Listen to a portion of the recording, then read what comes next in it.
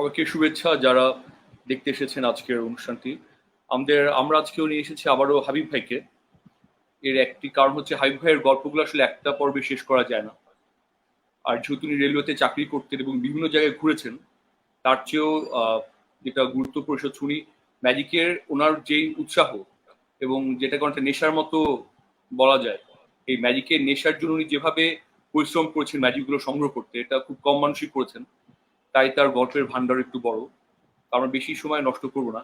Mainly অনুষ্ঠানটা করা হয় প্রথমত এদিক আমরা কিছু ম্যাজিশিয়ানদের আনি এবং তিনি তাদের গল্পগুলো বলে, যেটা কেউ অন্য ম্যাজিশিয়ান এবং সাধারণ দর্শক কিংবা যে ম্যাজিককে পছন্দ করে, আমার মনে হয় তাদের বেশ কিছু জিনিস জানার আর শেখার আছে। তো আমরা হাবিব ভাইকে নিয়ে আসি। হাবিব ভাই শুনতে পাচ্ছেন? হ্যাঁ, শুনতে পাচ্ছি। কেমন আছেন ভাস্কর? আমি তো খুবই ভালো আছি। আপনাকে অনেক ধন্যবাদ হাবিব ভাই যে আপনি দ্বিতীয়বারের মতো আমাদেরকে এই সময় দিতে রাজি হয়েছেন। জি, আমিও নিজেকে ধন্য মনে করছি যে আমি আপনার মাধ্যমে আমার কথাগুলো, আমার বিভিন্ন থেকে নেওয়া কথাগুলি, অর্জিত কথাগুলি আমি আমি আমার মিউজিশিয়ান ভাইদেরকে অথবা জনসাধারণকে আমি জানাতে পারলাম। এই সুযোগটা আপনি করে দেওয়াতে আপনাকেও ধন্যবাদ ভাস্কর। তার আগে হাবিব ভাই আমি আপনাকে অভিনন্দন জানাই যে আপনার ইউটিউব চ্যানেলটি মনিটাইজেশনে গিয়েছে, যেখানে এখন আপনি নিজে কিংবা ইউটিউব অ্যাড দিতে পারে। এটা একটা খুবই বড় সাফল্য এবং বাংলাদেশের অন্য কোনো জাদুকর এটা করে নাই, খুবই কম আর্টিস্টই করেছে। কারণ আমরা জানি স্পেশালি জাদুর ক্ষেত্রে এটা একটা লাইভ শো এর মতো জিনিস, বিশেষত বাংলাদেশে যে মানুষরা, দর্শকরা এটা মঞ্চে দেখতেই বেশি অভ্যস্ত। তো আমরা একটু আপনার ইউটিউবের স্টোরিটা শুনি, আপনি কিভাবে ইউটিউবে আসলেন। কারণ আপনি তো, আমি জানি যে আপনি অনেকদিন পর্যন্ত কোন স্মার্টফোন ব্যবহার করতেন না। আর আমি জানি, এটাও জানি যে আপনি অনেক সমস্যার মধ্যে দিয়েও গেছেন চ্যানেলটি এই কম সময় 1 বছরের মধ্যে এতগুলো সাবস্ক্রাইবার, এতগুলো ভিউ এবং মনিটাইজেশন করতে। আপনি আপনার ইউটিউবের স্টোরিটা থেকে শুরু করতেন, যে কিভাবে শুরু করলেন ইউটিউব চ্যানেলটা? এটা ভাস্কর আসলে খুব ইন্টারেস্টিং কথা। আহ, আমি যখন ওই ফুটপাতের বিভিন্ন ম্যাজিকগুলি সংগ্রহ করে আমি আমার গুরু উলফাত কবির সাহেবকে আমি যখনই পেতাম, ওই সময় না হলেও পরের দিন সকালে, অথবা সকালে তো আমাদের কথা হতোই, প্রতিদিনই সকালে কথা হতো। আমি তখন আমাদের এই যে সাধারণ টেলিফোনে, বাটন ফোনে আমি ফোন করে মোবাইল করে ওনাকে আমি জানাতাম, আমার আমার মেসেজ গুলি আমি জানাতাম যে দাদা গতকালকে এই দেখেছি, এইভাবে সমস্ত ঘটনাটা আমি ওনাকে বলতাম। তো উনি এক পর্যায়ে আমাকে বললো যে হাবিব, তুমি তো এই কাজগুলি করো, এটা খুব ভালো একটা কাজ ম্যাজিকের জন্য, ম্যাজিক জগতের জন্য। তা আর একটু ভালো হবে তুমি যদি আহ, এই এই যে বিভিন্ন জায়গায় যে ম্যাজিক গুলি দেখো, এগুলি যদি রেকর্ডিং করে রাখো তাহলে কিন্তু বিষয়টা আরো ভালো হবে। কিন্তু আমি তখন থেকে আমি একটা স্মার্টফোনের আমার প্রয়োজন, এই তাগিদটা আমি অনুভব করছিলাম। বিভিন্ন ভাবে আমি রেলওয়েতে চাকরি করি, মানে ছুটাছুটির চাকরি করতাম। যার ফলে ওই একটা স্মার্টফোন নিয়ে ঘোড়া গাড়ি বিভিন্ন কিছু আমার কাছে কেমন জানি একটা আনহাইজিন মনে হইতো। কবির ভাই একদিন বললো যে হাবিব, তোমাকে আমি একটা আহ, আমাদের উলফাত কবির সাহেব আমার গুরু, উনি আমাকে বললেন যে আমি তোমাকে একটা স্মার্টফোন কিনে দেই। উনি এই প্রপোজালটা আমাকে দিলেন। আমি আহ, বললাম যে না দাদা, অসুবিধা নেই, আমি তো স্মার্টফোন কিনতেই পারি, কিন্তু এই যে আমার রাখা টাকা, সব সময় রাখা এটা আমার হবে না। আর আমি ব্যবহারটাও কেন জানি আমার কাছে একটা ওই কষ্টের একটা ছিল। আমি স্মার্টফোনে ধরলে এটা বন্ধ হয়ে যেত, অনেক সময় দেখা যেত মেয়েদের স্মার্টফোন ছিল, ধরলে জানি হাতে নিলেই অন্য কিছু যেটা দেখতে চাইতাম ওইটা অন্য কিছু হয়ে যেত। এর থেকে আমার একটা বিরক্তি এসে গেল। তা আমি যখন রিটায়ার্ড হইলাম 2020-এর মার্চের 10 তারিখে, হ্যাঁ মার্চের 10 তারিখে আমি যখন চাকরি থেকে অবসর নিলাম, তখন তখন চিন্তা করলাম যে আমি তো ম্যাজিক করবো, ম্যাজিক ম্যাজিক প্রদর্শন করার জন্য ওই ধরনের যে মেটেরিয়ালস সবকিছু রেডি করে চাকরি ছাড়ার আগেই আমি কিন্তু এটা রেডি করে ফেলছিলাম। কিন্তু করোনার জন্য আমি আর ঠিক এটা ওইভাবে করতে পারি নাই। পরে চিন্তা করলাম যে না, আমাকে এই সময়টা এখন এটা কখন এই ঘরবন্দি আমি আমার জীবন তো এটা সইবে না। আমি অতিষ্ঠ হয়ে গিয়েছিলাম। তারপর আমার বড় মেয়ে আমাকে একটা স্মার্টফোন কিনে দেয়। আমি চিন্তা করলাম যে ঘরে বসে আমি কি করব, আমি ম্যাজিক গুলি আস্তে আস্তে করে রেকর্ড করি না। যা হোক, আমার মেয়েও আমাকে সাহায্য করছে। তা আমাদের পাশের বাসার একটা মেয়ে দোলা, সেও আমাকে অনেক হেল্প করছে। আমি তার প্রতি অনেক কৃতজ্ঞ। আসলে ও হেল্প না করলে আমি কিন্তু ওই পর্যায়ে যেতে পারতাম না। একবারে মন থেকে আমাকে হেল্প করছে। আর পরবর্তীতে স্মার্টফোন আমি নিলাম, নেওয়ার পরে আমি ভিডিও তৈরি করলাম, কিন্তু ইউটিউবের বিষয়টা আমার ওইভাবে আমি কখনো এটা দেওয়া যায় জানি, কিন্তু ওইভাবে আমার এটা কি দিলে কি হবে, এরকম একটা চিন্তা করলাম। পরবর্তীতে চাঁদ ভাইয়ের যখন আমার এক বন্ধু মিউজিশিয়ান চাঁদ ভাই, উনি যখন মারা গেলেন, এরপরেই কিন্তু আমার মধ্যে একটা তাগিদ শুরু হয়ে গেল যে আমি যদি চাঁদ ভাইয়ের যে অনেক কিছু অর্জন ছিল, ওনার স্লাইড অফ হ্যান্ডের এত সুন্দর সুন্দর টেকনিক এবং টেকনোলজি, ওনার কাছে আলাদা একটা জায়গা ছিল স্লাইড অফ হ্যান্ডের। আমরা যদি এগুলি ভিডিও করে এই ইউটিউবের মতো একটা প্ল্যাটফর্মে যদি আমরা রেখে দিতে পারতাম, এখন আমাদের দেশের ম্যাজিশিয়ান বা ম্যাজিক সমাজের যারা আছেন তারা দেখে এগুলি দেখে হয়তো বা উপকৃত হতেন বা হতে পারতেন। এই একটা সেন্স আমার মধ্যে গ্রহ হলো। তখনই আমি ওই একটা ইউটিউবে একটা চ্যানেল আমি করলাম। চ্যানেল চ্যানেল আমার মেয়ে আমাকে করে দিল, অর্থাৎ চ্যানেলটা বানিয়ে দিল। এবং কিভাবে এই ম্যাজিক ভিডিওগুলি এখানে পোস্ট করা লাগে, এই পোস্ট কিভাবে করতে হয়, সেইগুলি আস্তে আস্তে করে আমি ওখানে শিখলাম, একটা দুইটা করে। অবশ্য ওরা একটু প্রথম প্রথম বিরক্ত হয়েছে যে এত বারবার যেতাম, যে এটা কি একটু ভুল হইলেই আবার এটা হতো না। ইউটিউবের ব্যাপার, যদি পোস্টিংটা ভুল হয় তাহলে হয়তো আমি ভালোভাবে করতে পারতাম না। আসলে এটা যে একটা নতুন কাজকে ওভারকাম, তুলে আনা, উঠায় আনা, একবারে যেখানে জিরো ছিল, আমার অভিজ্ঞতা একেবারেই বাস করে, বিশ্বাস করেন। আর আপনি তো আমাকে কতবার বলছেন যে একটা স্মার্টফোন নেন, একটা স্মার্টফোন নেন। আপনি এবং এই যে আমাদের মাইনুল ভাই, চিটাগাং মাইনুল, উনি তো আমাকে এতবার করে যে রিকোয়েস্ট করছে যে হাইদ ভাই, আপনার এই ম্যাজিক গুলো যদি আপনি না রেখে যান, তাহলে কিন্তু আমরা অনেক অনেক অনেক বলতে গেলে আমরা অনেক পিছিয়ে যাব। কারণ মাইনুল কিন্তু আমাদের সম্বন্ধে জানতো আগের থেকে, কারণ আমরা চিটাং চাকরি করছি, তো তখন মাইনুলের সাথে আমার অনেক ধরনের কথা হয়েছে। চাঁদ ভাই, আমি, মাইনুল, আমরা একসাথেই ছিলাম। যাই হোক, আরো তখন অসীমও ছিল, অসীম ছিল, ইকবাল ছিল, রাজীব ছিল, এরা তখন ছিল আমাদের সাথেই। যা হোক, সাইমন ছিল। আহ, তা যা হোক, পরবর্তীতে ইউটিউবের চ্যানেল হয়ে গেল। জি।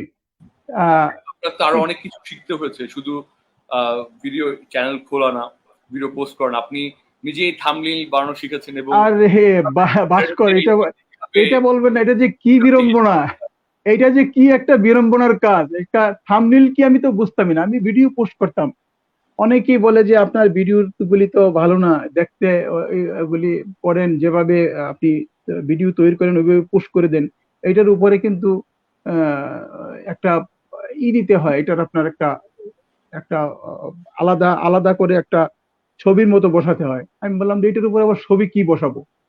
তারপরে যা হোক, থাম্বনেইল তো দুই একটা বানিয়ে এমনি দেখালাম, অন্য মানুষকে দিয়ে বানিয়ে আমার ভিডিওতে লাগালাম, কিন্তু আমার যে রিলেটেড ভিডিও, ওই রিলেটেড থাম্বনেইলটা কিন্তু হয় নাই।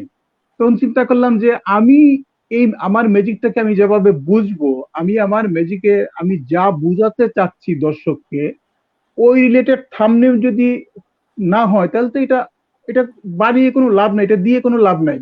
আর এইটা একমাত্র আমার পক্ষেই সম্ভব হবে, কারণ আমি আর ম্যাজিকটা দিয়ে আমি কি বুঝাতে চাচ্ছি, আমি কতটুকু যেতে চাচ্ছি এই ম্যাজিকটা দিয়ে, এটা কিন্তু আমি বুঝতে পারবো, অন্য কেউ এই বিষয়টা বুঝতে পারবে না। তখন আমি এই থাম্বনেইল বানানো অনেক কষ্ট করে, প্রায় 1 সপ্তাহ চেষ্টা করে আমি থাম্বনেইল বানানো শিখলাম ইনশাল্লাহ। এখন তো মোটামুটি ভাবে নিজের থাম্বনেইল নিজেই বানাতে পারি। আসলে ভাস্কর, আমি নিজেও জানি না এই যে মনিটাইজেশন কিভাবে হলো, একটা এটা সব মানুষই এটা আমি আল্লাহর ইচ্ছা, আমি কিছু জানি না, আমি শুধু আমি ভিডিও কিন্তু এই পোস্ট করতাম। ব্যাপারটায় আসি ভাই, যে জি। আহ, খুব বেশি মানুষ ইউটিউব চ্যানেল করে নাই ম্যাজিশিয়ান, বাংলাদেশি ম্যাজিশিয়ানদের মধ্যে। আর হয়তো বেশিরভাগই আছে, কিন্তু বেশিরভাগই ভিডিও পোস্ট করে নাই।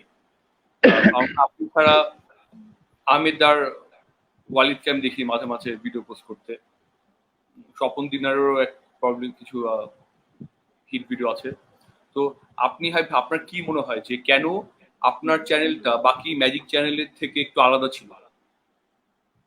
আমি জানি এই উত্তরটা আপনি জানেন, এই উত্তরটা বললেই আমার মনে হয় বুঝবো যে কেন আপনার চ্যানেলটা এত লোকজন। আমি জানি যে অনেক বিদেশি ম্যাজিশিয়ানরাও আপনাকে, মানে আপনার ফ্যান আসলে বিদেশি ম্যাজিশিয়ানের বেশি, যারা বাংলা ভাষাটা বুঝেও না, না আসলে অনেক আহ, অনেকভাবে করে। তো আপনি যেটা বলতেন যে আপনারটা কিভাবে বাকিদের থেকে স্বতন্ত্র। আমি আমি একটা জিনিস এখানে আহ, আহ, কিছু জিনিস আমি নিজের থেকে আমি গ্রহণ করেছি। আপনি অনেক একটা গুরুত্বপূর্ণ জায়গায় প্রশ্ন করেছেন। আহ, আমি যখন কোনো একটা ম্যাজিকের ভিডিও ইউটিউবে দেখতাম, যদি তখন দেখতাম যে অনেক লম্বা কথা বলা হচ্ছে, অনেক লম্বা কথা বলা হচ্ছে, তখন আমরা কি করি, এটাকে একটু টেনে টেনে আসল ম্যাজিকের জায়গায় চলে যাই। আমি তখন চিন্তা করলাম যে এই জায়গাটা তো আমি ইচ্ছা করে বাদ দিচ্ছি, কিন্তু আমি যদি ম্যাজিক করি আর আমার ম্যাজিকটা যদি এটা এইভাবে বাদ দেয়, তাহলে এটা দিয়ে লাভ কি, এই জায়গাটা রেখে লাভ কি? তখন আমি ভিডিওটাকে আমি শুধুমাত্র একটা এই জায়গাটা কিন্তু আমি অনেক ভাবতে হয়েছে, এই জায়গাটাকে কেটে এডিটিং করে এটাকে বাদ দিতে, এটাকে শর্টকাট করতে কিন্তু আমার অনেক মেধা খরচ করতে হয়েছে। যে একটা ম্যাজিককে কিভাবে সরাসরি আমি আমি একেবারে শুরুতেই আমি এটাকে একটা প্রেজেন্টেশনে নিয়ে যাব।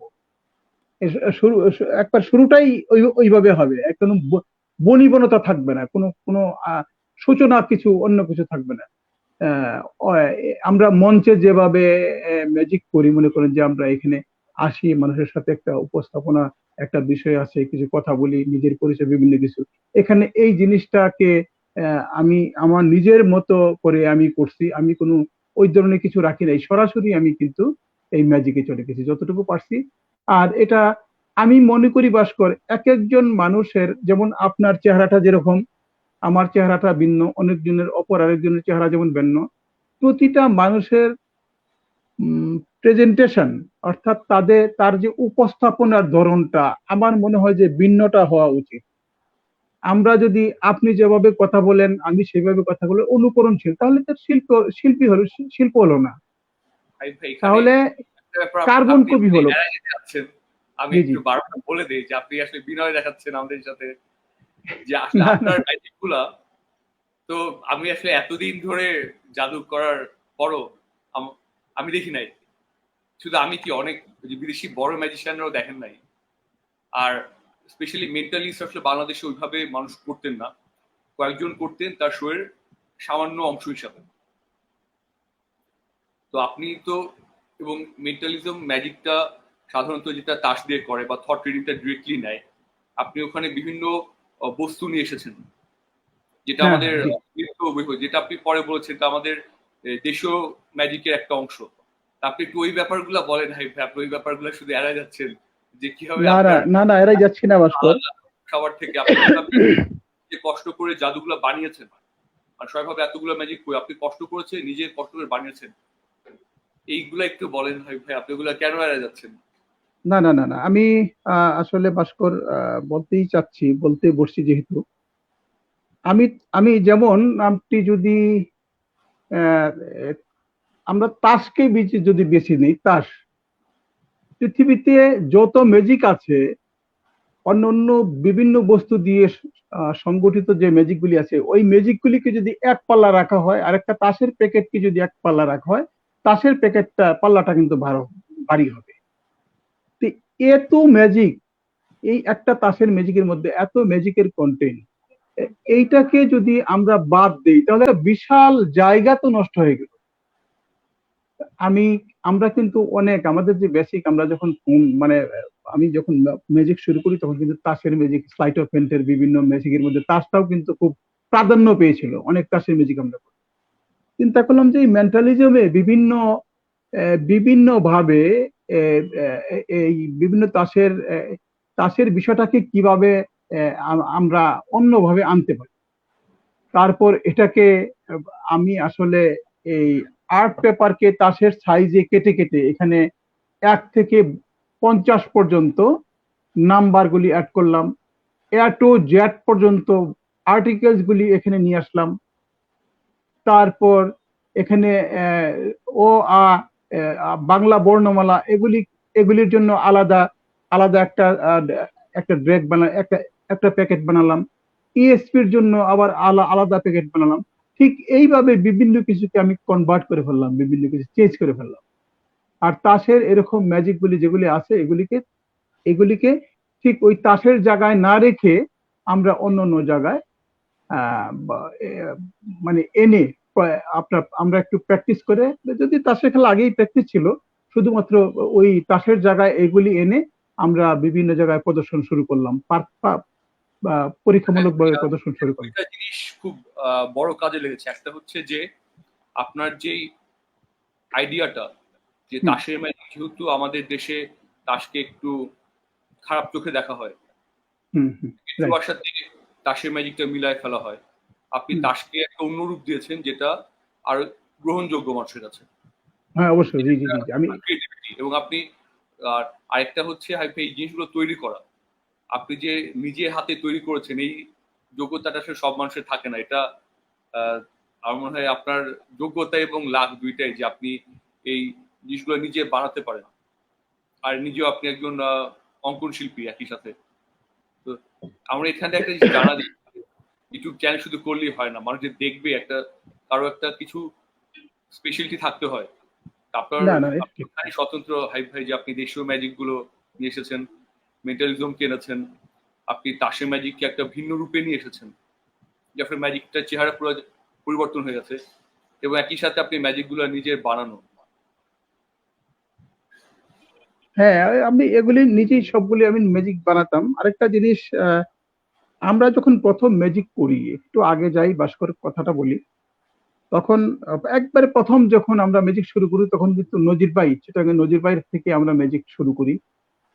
নজির ভাই এত স্ট্রিক্ট প্রিন্সিপালের একটা মানুষ ছিলেন, উনি মানুষ ছিলেন, একটা ম্যাজিক আমাদেরকে দিতেন, ওই ম্যাজিকটা ভালোভাবে প্র্যাকটিস করে উনাকে দেখানোর পর তারপরে আরেকটা ম্যাজিক আমাদেরকে দিতেন। শুধুমাত্র ওইটা না, দর্শক ছিল 2 জন, নজির ভাই এবং চাঁদ ভাই, 2 জন দর্শক। আমি যদি এরকম আবার আবার দর্শক হইতো, আমি আর নজির ভাই, চাঁদ ভাই দেখাইতো, আবার আমি দেখাইতাম। এই 2জনের মধ্যেই কিন্তু আমরা যখন দেখাইতাম, ওই নজির ভাই বলতো যে না আপনার এই এই এই জায়গাটা আরেকটু এরকম করলে ভালো হইতো। এইভাবে কিন্তু আমাদেরকে সবসময় উনি অ্যাডভাইস করতেন। নজির ভাই কিন্তু সবসময় অ্যাডভাইস করেন কিভাবে দাঁড়াতে হবে, কিভাবে এই জিনিসটা এইভাবে ধরলে, বুকটা টান করে এইভাবে ধরলে আপনার ভালো লাগবে। এই বিষয়গুলি কিন্তু নজির ভাই খুব ভালো করতেন, ওইগুলি কিন্তু আমাদেরকে তখন শিখাইছেন। এই জিনিসগুলি পরবর্তীতে আমাদের কাজে লাগছে। করতেন পুরো ম্যাজিকটা, মানে শোম্যানশিপটার সাথে আপনি। হ্যাঁ শোম্যানশিপটা উনি এটা মাইনুর খান আমাকে বলতেন যে ম্যাজিক আসলে রিহার্সাল করতে হয়, যে সময় কিন্তু খুব বেশি লাগবে। আমরা আইপিতে চলে যাই, মেন্টালিজমে চলে যাই। আরেকটা জিনিস আপনি আমি অত্যন্ত শ্রদ্ধার সাথে স্মরণ করছি আমাদের আমাদের আমাদের ঠিক গুরু পর্যায়ের একজন মানুষ, উনি আমি কিন্তু ওনাকে কিন্তু আমি গুরুই মানি। উনি আমার ম্যাজিকের মাইল ফলক, আমার এবং চাঁদ ভাইয়ের। আমরা উনাকে ঠিক এমন একটা জায়গায়, যে হ্যাঁ আমরা যদি উনার মতো ম্যাজিক করতে পারতাম।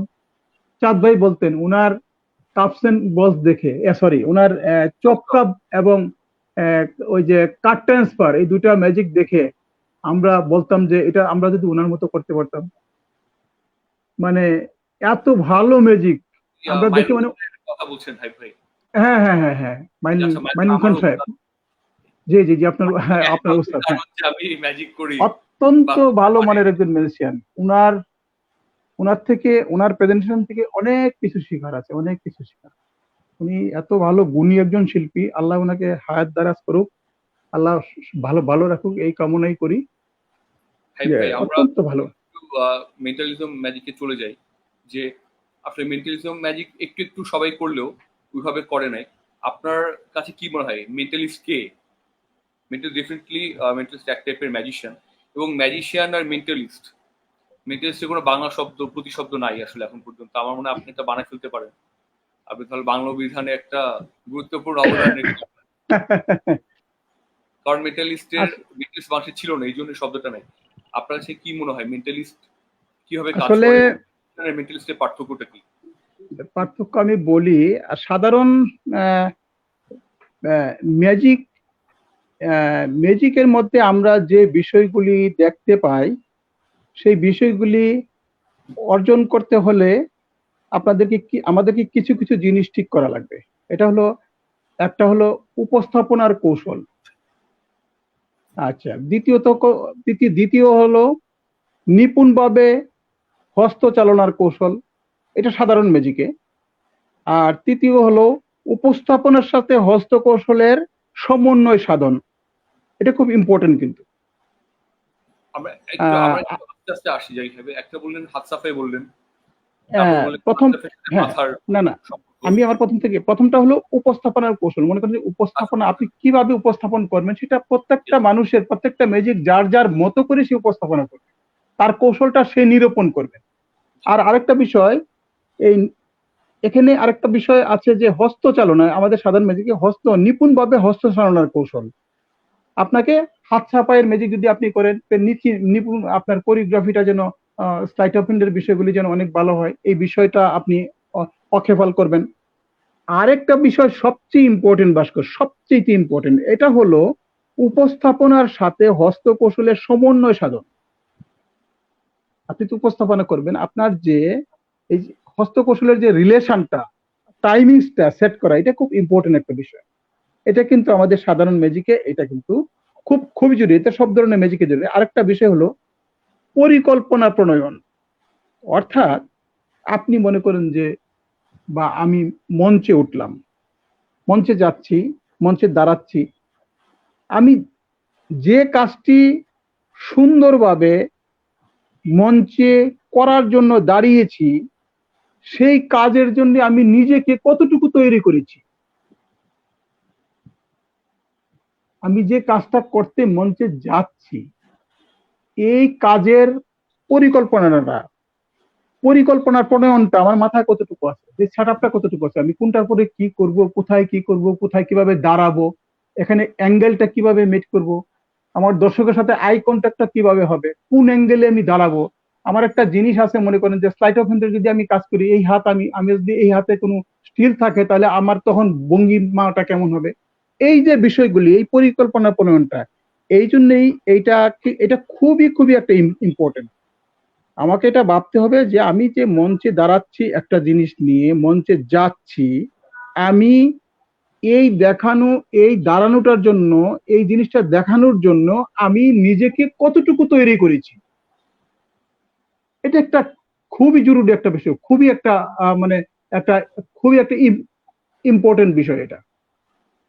তাহলে হাই ভাই, আমরা কি সংক্ষেপে বলতে পারি আসলে এটা একটা ট্রিক না, বা শুধু আমরা যে অসময় খেলা বলি, শুধু খেলা না, এটা একটা মঞ্চে যেমন একটা নাটক যখন নামায় অনেক দিন ধরে পরিকল্পনা করে, ওরা জানে যে কোন সময় কোন জায়গায় দাঁড়াবে, কোন সময় কি কথা বলবে। একই সাথে ওদের অঙ্গভঙ্গির সাথে একটা স্ক্রিপ্টের একটা মিল আছে, এটা আগে থেকে প্ল্যান করা। জি সেরকম জি জি। আসলে ম্যাজিশিয়ানদের হতে হয় একটা ছোট, যে সে ক্লোজ আপ ম্যাজিক করুক, কিংবা সে পার্লারে করুক, কিংবা স্টেজে করুক, তাকে ছোট মঞ্চের মতোই আপনি তৈরি করতে বলছেন, যে সে খুব ওয়েল প্রিপেয়ার্ড এবং তার সব কাজে একটা সমন্বয় আছে। একটা সমন্বয় থাকতে হবে, সমন্বয় থাকতে হবে। এ তো ম্যাজিশিয়ান কি, এটা গেল। আমার আসলে কোশ্চেনটা হচ্ছে যে মেন্টালিস্ট আর ম্যাজিশিয়ান এই না না না, আমি মেডিসিনের কথা বললাম। আর মেন্টালিজমের ব্যাপারটা যদি আমরা আসি, মেন্টালিজমের লক্ষ্য হলো তার উপস্থাপনার পরিবেশের সঙ্গে, খেয়াল করেন, একজন মেন্টালিস্টের লক্ষ্য হলো সে একটা জিনিস সবসময় খেয়াল করে, তার উপস্থাপনার পরিবেশের সঙ্গে দর্শকগণকে সামঞ্জস্য বিধান করতে একান্তভাবে সে টেনে আনে। তার পরিবেশের সাথে তার দর্শককে এমন ভাবে সংক্ষিপ্ত করে, এইটা যদি আপনি তাকে যদি সম্পৃক্ত না করতে পারেন, তাহলে কিন্তু আপনি হ্যাঁ আমি মনে করি এই জায়গায় ব্যর্থ। আরেকটা বিষয় হলো, মেন্টালিস্টগণ মানুষের মন জানার জন্য মানবদেহের বিভিন্ন আচরণ, পছন্দ অপছন্দ, আঙ্গিক পরিবর্তন নিবিড়ভাবে পর্যবেক্ষণ করে। এই সাধারণ ম্যাজিকে কিন্তু তেমনটির কোনো প্রয়োজন হয় না।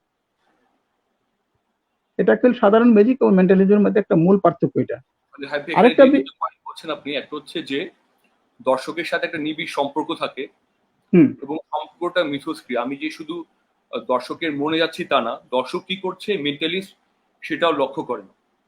অবশ্যই অবশ্যই অবশ্যই তার সবসময় করার দরকার হয় না। না, তার আচরণ, তার পছন্দ, তার কথাবার্তার মাধ্যমে বলে, তার সাথে কথা বলে সুন্দরভাবে নিবিড়ভাবে কথা বলে, তা ওইখানেই তাকে অল্প সময়ের মধ্যেই পর্যবেক্ষণ করে তাকে ওইভাবে তার মনের বিষয়গুলিকে জানতে হবে এবং তাকে রিড করে ফেলতে হবে। এটাই কিন্তু একটা অনেক দিনের প্র্যাকটিসের কাজ। এটা কিন্তু অনেকদিন ধরে চর্চা না করলে, আর এইটার জন্য নিজেকে তৈরি করতে হয়।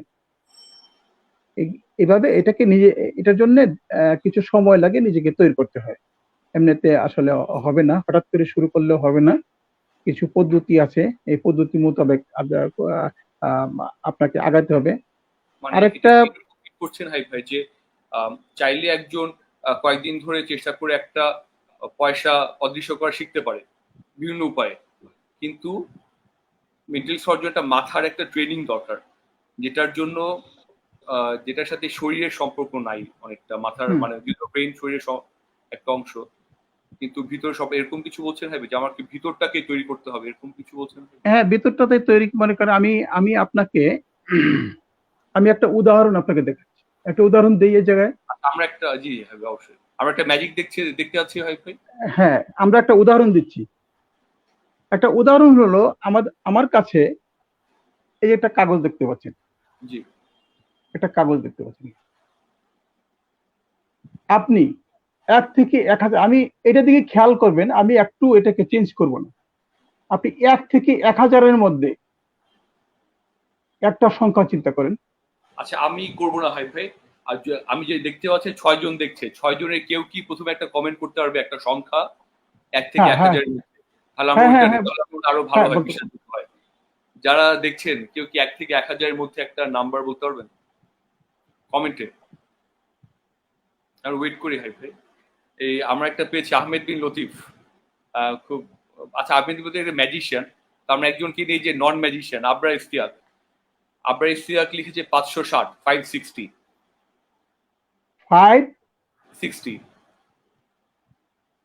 560 জি হ্যাঁ 560 আচ্ছা 560 জি জি জি ভাই জি আমি কনফার্ম হলো 560 না জি জি 560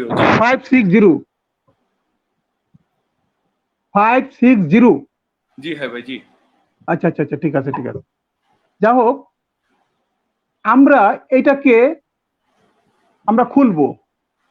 জি, এটা আপনি খুব ভালো করে খেয়াল করবেন। খুব ভালো করে লক্ষ্য করছি, আমি শিওর আরো 7 জন লক্ষ্য করছে ভাই। হ্যাঁ হ্যাঁ হ্যাঁ, এটাকে আমরা খুলবো। খোলার সাথে সাথেই কিন্তু আপনি এটাকে এখানে আপনি আপনার 560 ঠিক আছে। ইম্পসিবল হবে যদি আপনি এটা এখন করে দেখতে পারেন ভাই। এটা তো ইম্পসিবল, আমি জানি না কতটুকু বল, যদি 2-1টা সংখ্যা যদি ভুল হয় তা আপনারা মেনে নেবেন না? আমি মেনে নিব ভাই। আমি যে দর্শক মানবে নাকি আমি শিওর মানবো ভাই। যা হোক, আমরা এটাকে এইখানে এই যে দেখাচ্ছি, এই যে দেখেন আপনি এখানে এটা আছে, এই কাগজটা আছে, এটাকে আমরা এখানে এইভাবে নিচ্ছি, এইভাবে নিচ্ছি। এখানে তাকাই থাকেন, এই যে আমার কাছে কিচ্ছু নেই, আমি পুরো তাকিয়ে আছি। হ্যাঁ, এখানে তাকাই থাকেন। জাস্ট আমরা এটাকে জাস্ট এই যে এটাকে এইভাবে একটু কাজ করতেছি, জাস্ট এই জি। আমি এটাকে খুলতেছি।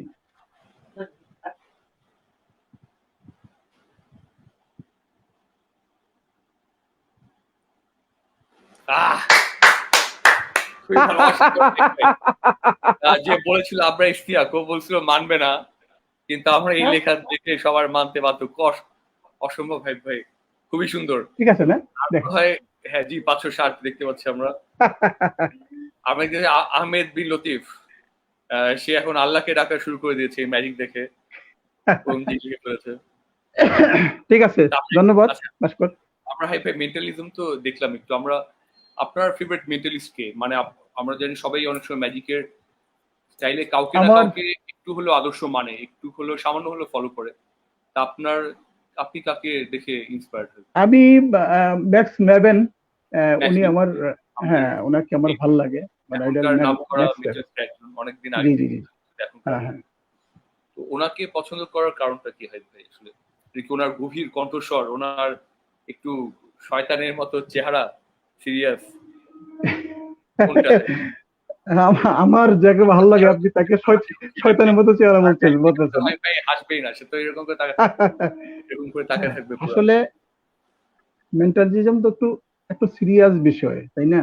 বিষয়টা জি কিন্তু সিরিয়াস একটু। আপনি আপনি সরাসরি একটা মনের বিষয় সাথে আপনি করতে পারেন। এখানে কোনো ফান না তো, মেন্টালিজমটা কিন্তু ফান না, ফানের কোনো বিষয় না।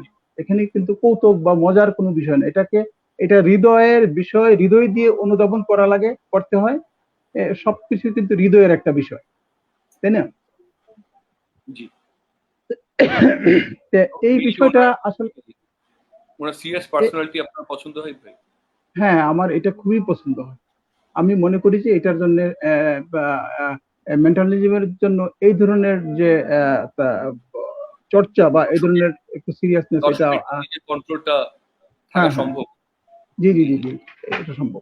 হ্যাঁ ভাই, আমি একটা ব্যাপার একটুখানি পার হয়ে গেছিলাম, ওটা আগে যে ফেরত আসি। আপনি যে বিদেশিদের ম্যাজিশিয়ানদের এত ইমপ্রেস করলেন, এবং হ্যাঁ হাই ভাই যে বল।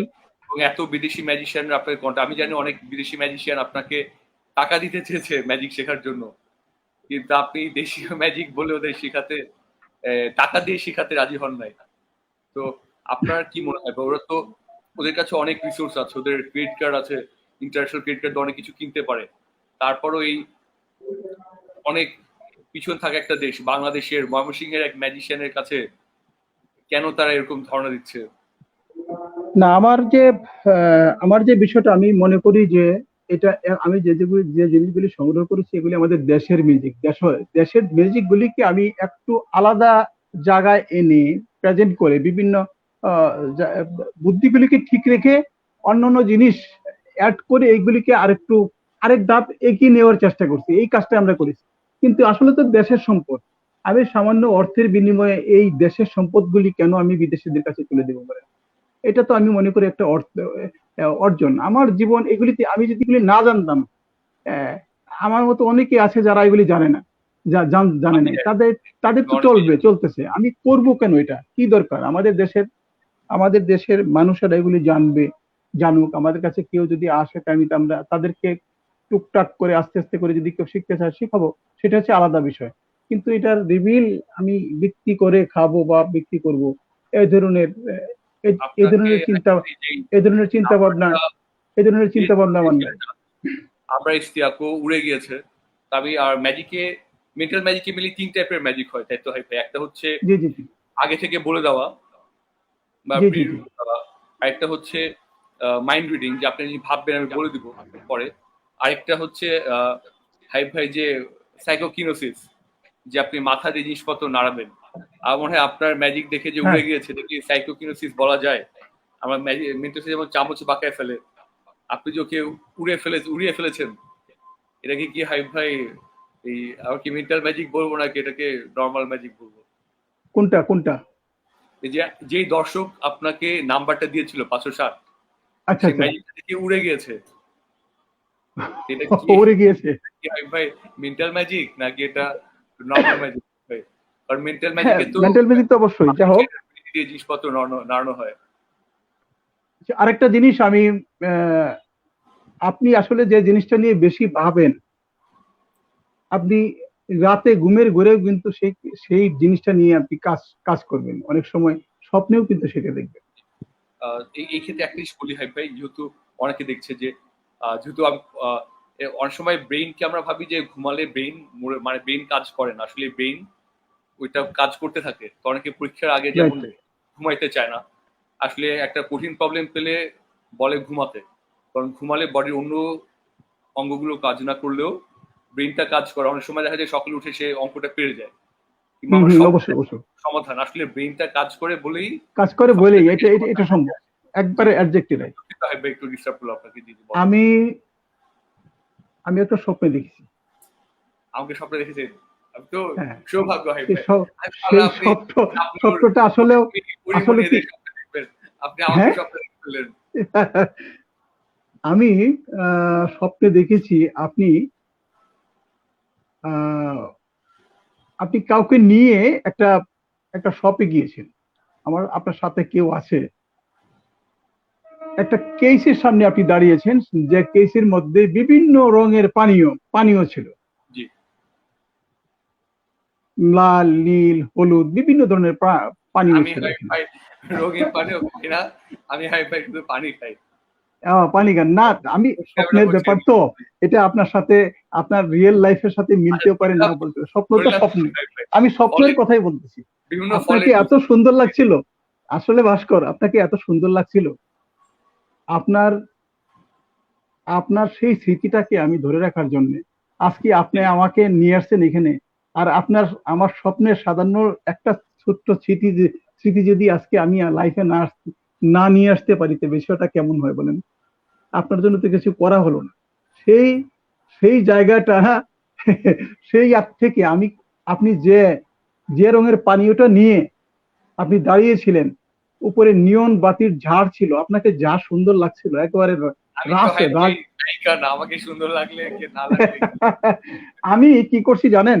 আপনার হাতে যে পানীয়টা ছিল, যে রঙের পানীয়টা ছিল, আমি সেই রঙের একটা পানীয়ের এটা তার আমি মানে একটা এখানে, ম্যাজিক দেখতে যাচ্ছে, হাই ফাই মেন্টাল ম্যাজিক। হ্যাঁ, জি আমরা আমরা এখানে এখানে এখানে আমরা রেখে দিলাম আপনাদের সামনে। জি। আর যে কেসটা ছিল, আহ, যে আমরা এই পাশে রাখি, তাহলে আমরা একটু যেন দেখা যায়। আচ্ছা দেখা যাচ্ছে হাই ভাই, এখানে দেখা যাচ্ছে, কিংবা দেখা একটু যাচ্ছে না? আগে দেখাতে আরো ভালো, এখানে দেখা যাচ্ছে। জি। দেখা যাচ্ছে না? আমার মনে হয় ভাই আচ্ছা আপনার একটু বামে এখানে রাখেন, এখানে রাখলে সবচেয়ে ভালো হয় ভাই। আচ্ছা, ঠিক আছে ঠিক আছে ঠিক আছে।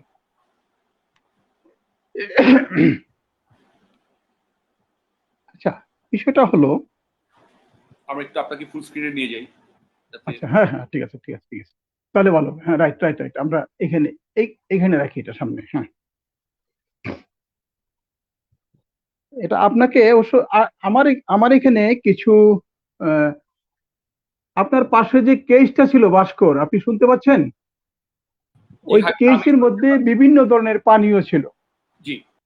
যে যে কালারের ছিল সেই কালার গুলি আপনাকে আমি ক্লিয়ারলি দেখাচ্ছি, একটু দাঁড়িয়ে ভালো করে ক্যামেরা দেখাই। আপনি কি দেখতে পাচ্ছেন? জি আমি দেখতে পাচ্ছি।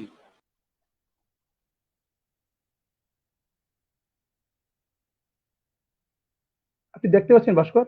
সবগুলি যে জি আমি আমি দেখতে পাচ্ছি। আলাদা কালার, একটা একটা সবুজ, করে আলাদা লাল, কালার। বেগুন, একটু লাল, হ্যাঁ হ্যাঁ আবার লাল। জি হ্যাঁ, এই বিভিন্ন কিছু, জি। এই বিভিন্ন কিছু আমি এইগুলিকে এখানে বিছিয়ে দিলাম, এই যে এখানে এখানে বিছিয়ে দিলাম, এইভাবে করে আপনি এখানে বিছিয়ে দিলাম, বোতলটা আপনি একটু দেখতে পাচ্ছেন ভিতরে কিনা নিয়ে আসেন, দেখেন।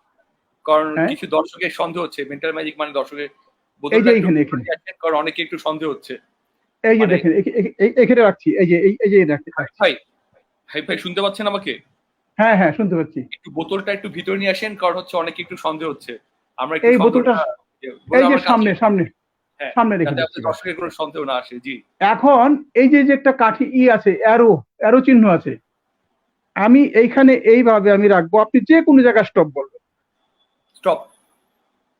এটা না এটা, কোনটা বলেন? এটা না এটা? বাম দিকেরটা, বাম দিক। এটা এটা জি এটা। এটা এটা আচ্ছা জি, আচ্ছা জি, জি। রাইট, ঠিক আছে। এই যে দেখেন, এই যে এই যে এইটাই, আমি এখানে এটা রেখে দিলাম, এই যে এটাকে সরাইলাম, এগুলি রেখে দিচ্ছি, এটাকে আমি এখানে রাখছি। আমি জানি না, এই যে এটাকে নিয়ে, এই যে এটাকে নিয়ে আমি এখানে, এই যে এখানে রেখে দিচ্ছি, এই বোতলের সাথে এখানে খাড়া করে রেখে দিচ্ছি। জি, ব্যাস, ক্লিয়ার? সব ফেয়ার। জি জি। হ্যাঁ হ্যাঁ, সব ফেয়ার। আর এখানে এগুলিকে আমি রেখে দিচ্ছি। এখন এটা কি রং পছন্দ করেছেন না আমি জানি না, আপনি জানেন? জি। আপনি কি বলতে পারবেন এটা কি রং? না আমি বলতে পারবো না ভাই। না, আমি দেখতেছি এই জন্য বলতে, তা একটু আগে আমার পক্ষে জানা সম্ভব ছিল না। আমি আপনাকে দেখাচ্ছি এটা। স্বপ্নে পসিবল, হ্যাঁ, আপনাদের স্বপ্নে পসিবল, আমি বিশ্বাস করি সেটা। এটা হলো ব্লু ওই যে এটা কালার। জি জি। Blue colour. আচ্ছা ভাস্কর, এখন বিষয়টা হলো, এটা এটা কে পছন্দ করেছেন? আমি আপনাকে কোনো আমি প্রভাবিত করেছি? না, আপনি করেন নাই। আমি আপনাকে কোনো প্রভাবিত করেছি? আপনি ফ্রিলি চয়েস, এটা চুজ করেছেন। আপনার এই চুজের সাথে যদি আপনার এই স্বপ্নের, আমার স্বপ্নে দেখার সেই হাতের এটা যদি মিলে যায়, তাই ম্যাজিকটা কেমন হবে বলেন আপনি? আমার খুবই স্বপ্নে ভালো দেখা হবে। জিনিসটা যদি মিলে যায় তাহলে কি কেমন হবে বলেন? আমি হাই ফাই করে উত্তর দেবো না, আমি এখন দেখতে চাই। দেখতে চান? উত্তরটার অবস্থায় নাই হাই ফাই, আমরা এখন এক্সাইটেড, আমরা দেখতে যদি চাই। যদি না মিলে আমি কিন্তু লজ্জিত হব। আপনি দোয়া করেন, আপনি আমার জন্য দোয়া করেন এটার জন্য মিলে যায়। হ্যাঁ, লজ্জিত হবেন হাই ভাই। আপনি যদি আমার জন্য দোয়া করেন যেন মিলে যায়, মিললে তো হলোই আসলে। বাহ, অসাধারণ ভাই, অসাধারণ।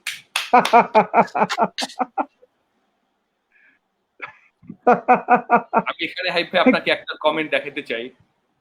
আহমেদ বিন লতিফ লিখেছে যে সরি হাই ভাই, there is only one true mentalist in Bangladesh and he is none other than Habib ভাই। তার মানে এটা আপনি ছাড়া অন্যরা মেটাল ম্যাজিক করেন, কিন্তু এটাতে বোঝা যায় যে নতুন জাদুকর আপনাকে কি পরিমাণ শ্রদ্ধার চোখে দেখে, আপনি কিভাবে তাদেরকে প্রভাবিত করছেন। আমি জানি অনেক ধন্যবাদ আহমেদ আপনাকে, আহমেদ আপনাকে অনেক অনেক ধন্যবাদ।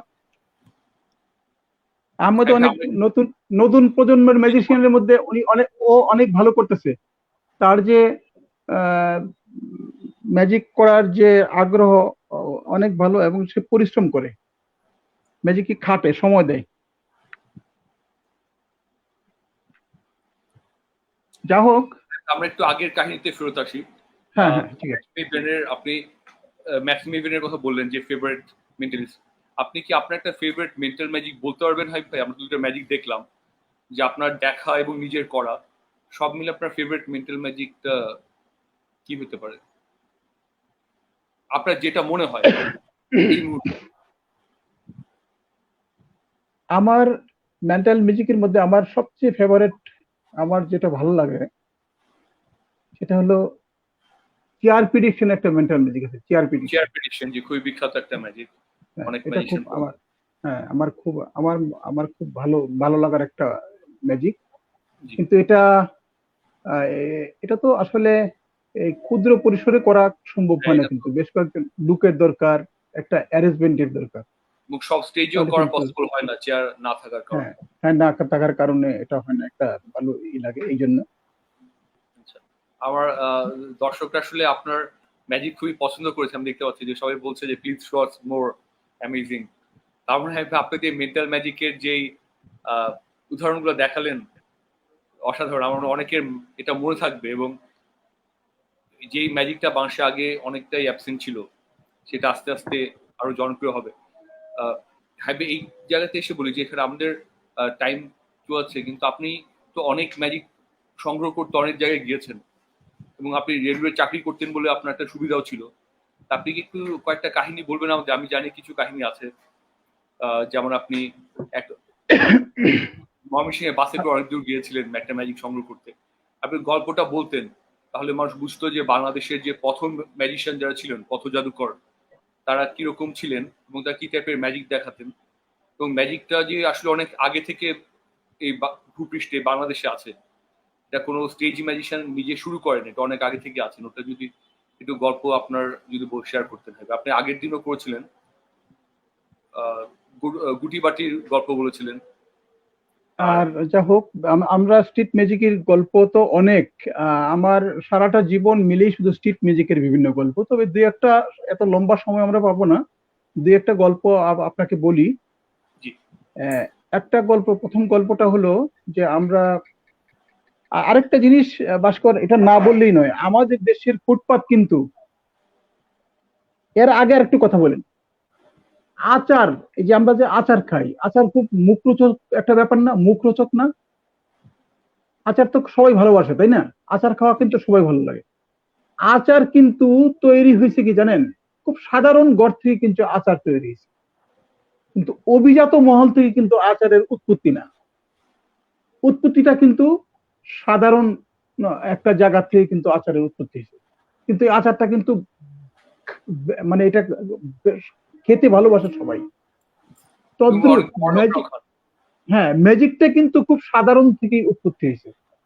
সাধারণ জায়গা থেকেই কিন্তু ম্যাজিকের উৎপত্তি মেনলি, বুঝছেন? কিন্তু এইটাকে আমরা যদি এটাকে একটু লালন করে, এটাকে একটু সিজনাল করে, এটা একটু মার্কেটিং করে, এটাকে সুন্দরভাবে যদি একটু সাজিয়ে আমরা যদি একটা প্রেজেন্ট করতে পারি, বহির্বিশ্বে হোক আমাদের দেশে হোক, এটার জন্য কিন্তু একটা ভালো মার্কেট, একটা জায়গা কিন্তু তৈরি হওয়া একটা পসিবল ছিল। কিন্তু আমরা কিন্তু সেই জায়গা পর্যন্ত অব্দি, এখন অব্দি কিন্তু আমরা একটা পৌঁছাতে পারিনি। আমরা কিন্তু পৌঁছাতে পারিনি, এটা, এই কাজটা কিন্তু আমরা করতে পারিনি ম্যাজিকের। আমি বলি কি জানেন, ভাত না, কে কে না খায়, আর ম্যাজিক কে ভালো না বাসে?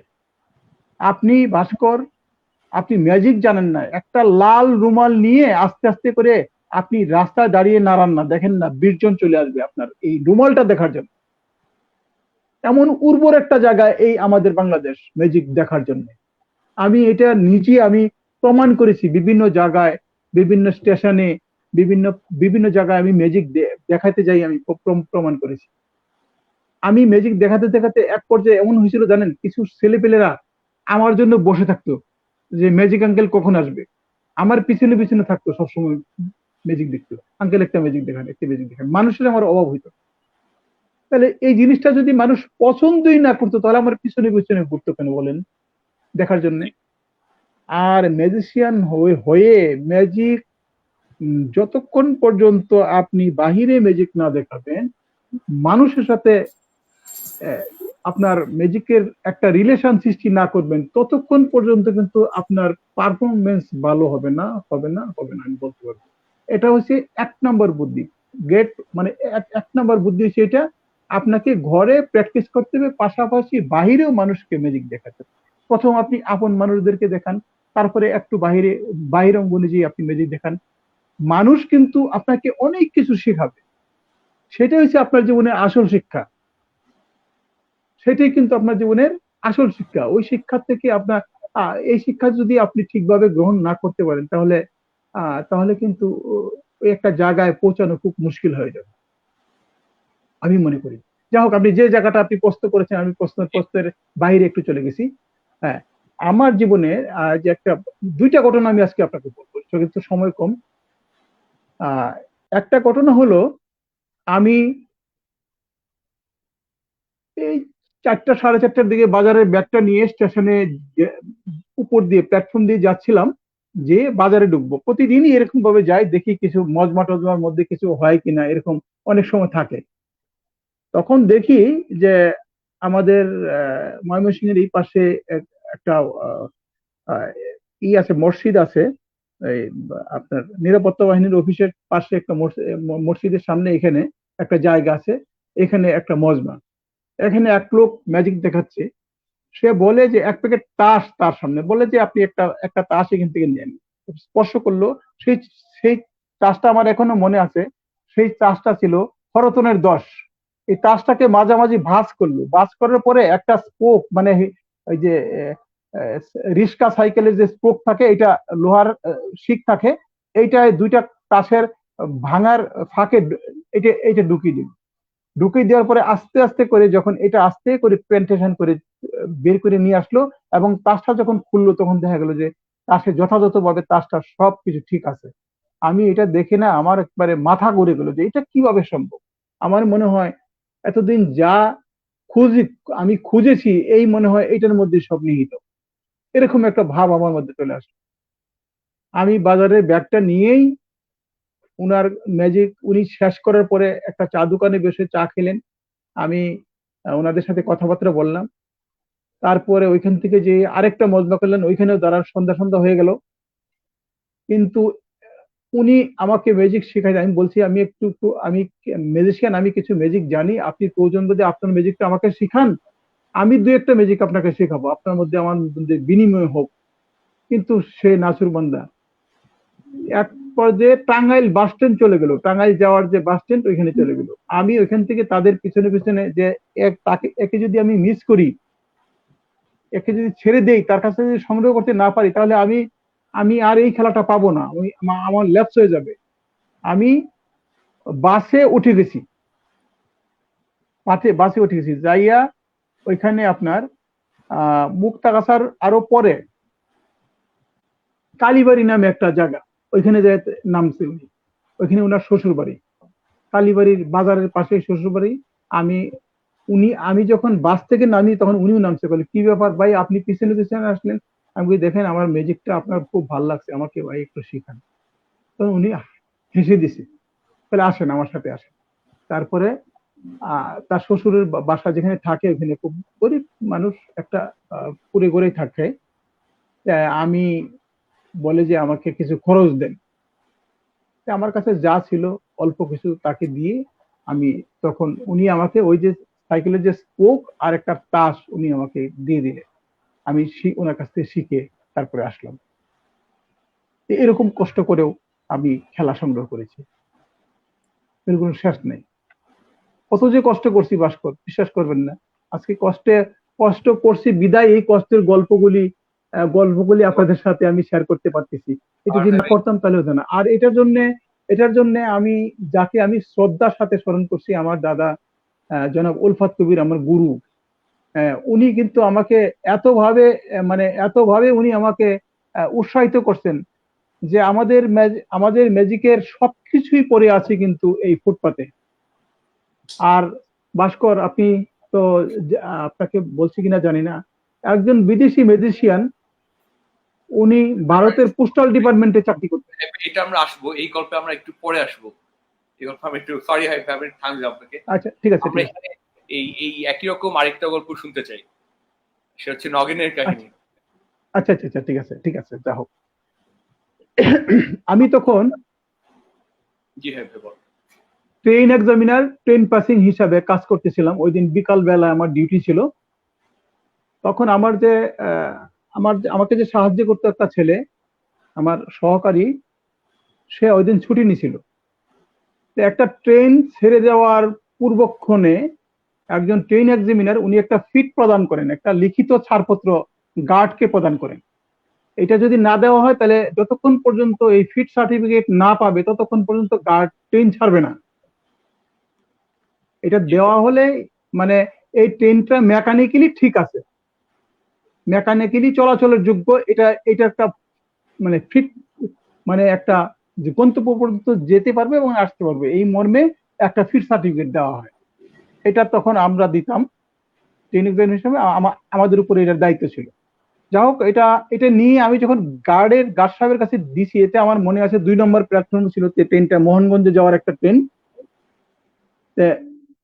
ওই পাশেই একটা চা দোকান ছিল। চা দোকানে একটা ছেলে বসে আছে এবং সাথে একজন ভদ্রলোক, হিন্দু ভদ্রলোক, বয়স্ক। উনি ওই ছেলেটা বলতেছে যে কাহা, এইভাবে বলতেছে, কাহা থালটা কেমনে উঠলো গো, এই কথাটা বললো যে থালটা কেমনে উঠলো গো। এই জায়গায় আমি একটা ম্যাজিকের গন্ধ পেলাম। আমি তখন আহ ওই ওই ফিট মেমোটা গার্ড সাহেবকে হস্তান্তর করে আমি ওই আহ, ওই চা দোকানে আসলাম। আসার পরে জিজ্ঞেস করলাম যে চাচা আপনি কোথায় গেছিলেন? বলে যে বাবা আমরা তো মোহনগঞ্জে গেছিলাম। কেন? বলে একটা বিয়েতে গেছিলাম। ওই আপনার কি হয় আপনার ছেলে? ছেলে কয় যে না না না, ছেলে না। পরে বললো যে ছেলেটা কি বললো যে কি থালটা কেমনে উঠলো? বলে আরে বাবা রে, এইটার কইেন না, ওর কি কথা, পাগল পাগল পোলাপান মানুষ কত কিছু কিছু কয়। উনি একটু আড়ষ্ট করলো, আমাকে বলতে চাইলো না কথা। আমি বললাম যে বলেন না, ওষুধ আমার কাছে এই সমস্ত গল্প শুনতে ভালো লাগে। পরে বললো যে আমরা একটা বিয়েতে গেছিলাম, আমাদের হিন্দুদের বিয়েতে ওই জামাইয়ের উপস্থিত বুদ্ধি পরীক্ষা করার জন্য বিভিন্ন ধরনের মানে ওই, মানে অর্থাৎ যুগ বা বিভিন্ন কিছু এইগুলি দেয়, মানে কিছু করতে মানে যেন বুদ্ধি বুদ্ধি পরীক্ষার জন্য কিছু কিছু মানে জিনিস অবতরণ করে, যেগুলি জামাইয়ের বুদ্ধিমত্তা পরীক্ষার কাজে সহায়তা করে। এরকম একটা একজন দিল যে একটা বড় থাল, থালের মধ্যে পানি ভর্তি, একটা থালের মধ্যে পানি ভর্তি, আর একটা কাচের গ্লাস। তারপর এই কাচের গ্লাসটা ভাই ভাই, থালি এটা কি থাল আমরা আজকে দেখতে পারবো? এই দেখাতে হবে। আপনি যদি পারেন তাহলে আমরা আমরা বিবরণটা না শুনে দেখে ফেলি। ও সমস্যা নেই, আচ্ছা কোনো আচ্ছা চাপ নাই। আচ্ছা আচ্ছা আচ্ছা, ঠিক আছে ঠিক আছে ঠিক আছে ঠিক আছে, আমরা দেখি। ঠিক আছে ভাস্কর, আমরা দেখি দেখি ম্যাজিকটা।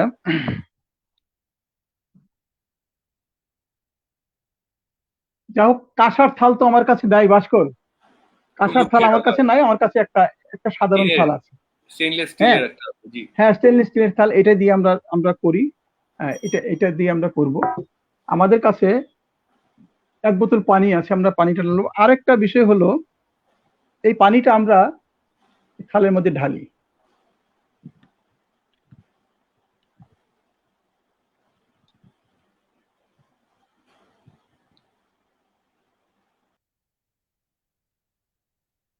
যাক, নিচে রেখে ঢালি। হ্যাঁ, এটা একটু ওজন হয়ে যাবে তো। আপনি দেখতে পাচ্ছেন না? যে আমি দেখতে পাচ্ছি হাবিব ভাই, আমি দেখতে পাচ্ছি। আচ্ছা ঠিক আছে, ক্লিয়ার। হ্যাঁ, তারপর একটা গ্লাস আছে ভাস্কর,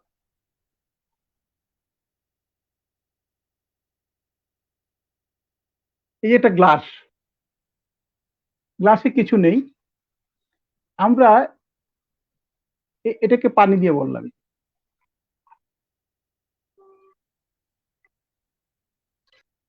এই যে পানি দিয়ে বললাম। এটাকে যদি এইভাবে রাখেন, এই কিছু হবে না, যা হোক। এখন নগেন যে খেলাটা দেখাইছিল, আমরা ওই বোতলটাকে একটু সরাই, যে খেলাটাকে নগেন দেখাইছিল, এটা হলো এই গ্লাসটাকে সে এইভাবে এখানে বসাইলো। জাস্ট এইভাবে দেখেন, আপনাদের সামনে আমি কাজটা করতেছি। এইটাকে গ্লাসটাকে আমরা এইভাবে বসাইলো। বসানোর পরে যে কাজটা করলো, কিছু নেই এখানে, হাতেও কিছু নেই। এটাকে একটু পাশ দিল। পাশ দেওয়ার পরে সে আস্তে করে যখন এটাকে এইভাবে যখন গ্লাসটাকে ধরলো,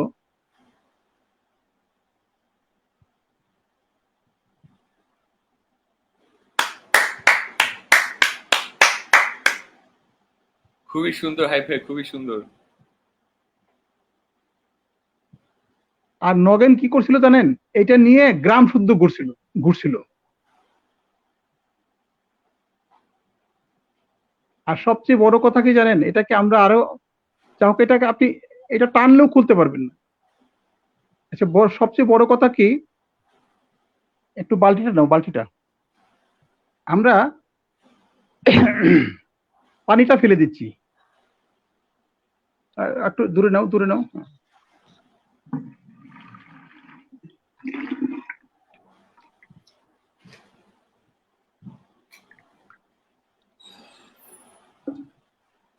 দেখো, আমরা পানিটা ফেলে দিচ্ছি। হ্যাঁ, পানিটা ফেলে দিচ্ছি। এখন এই গ্লাসটা আর এটা রয়ে গেল। এটাকে যদি আমরা, এটাকে আবার পাশ দিলাম, এটাকে যদি আমরা এইভাবে করি, জানি না এটা হয় কিনা, কিচ্ছু নেই এখানে।